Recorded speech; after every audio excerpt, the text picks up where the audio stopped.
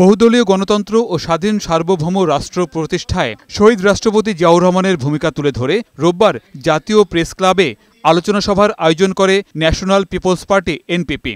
এতে যোগ দিয়ে বিএনপির স্থায়ী কমিটির সদস্য আমির খসরু মাহমুদ চৌধুরী বলেন, অন্তর্বর্তী সরকারের নিরপেক্ষতা নিয়ে প্রশ্ন জাগলে জুলাই আগস্টের হাজারো ছাত্র জনতার প্রতি বেইমানি করা হবে। দ্রুত ঐক্যমত্যের ভিত্তিতে সংস্কার কার্যক্রম বাস্তবায়নের কথা বলেন তিনি। যে ভুলগুলো হয়েছে বিগত দিনে, এটা গণতান্ত্রিক প্রক্রিয়ার মাধ্যমে এই কারেকশনটা করতে হবে, ফিল্টারেশনটা এর মাধ্যমে করতে হবে। আর কোনো দ্বিতীয় পথ এখানে নাই। কেউ যদি দ্বিতীয় পথ বেছে নিতে চায়, জনগণকে বাইরে রেখে কোনো গোষ্ঠী, ব্যক্তি, দল, সেটা বাংলাদেশের জনগণ গ্রহণ করবে না।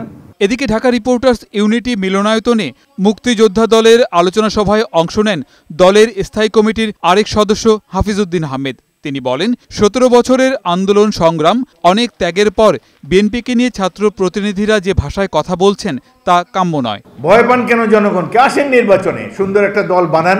এখনো তো প্রায় 1 বছর টাইম আছে, জনগণের কাছে যেতে পারবেন।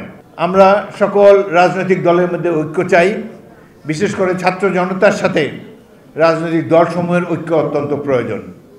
আশা করি এই ঐক্যের পথে আপনারা কেউ বিভেদের প্রাচীর তুলে দেবেন না। ছাত্ররা রাজনৈতিক দল গঠন করতে চাইলে সরকার থেকে বেরিয়ে এসে উদ্যোগ নেওয়ার আহ্বান জানান বিএনপির নীতি নির্ধারক এই নেতা।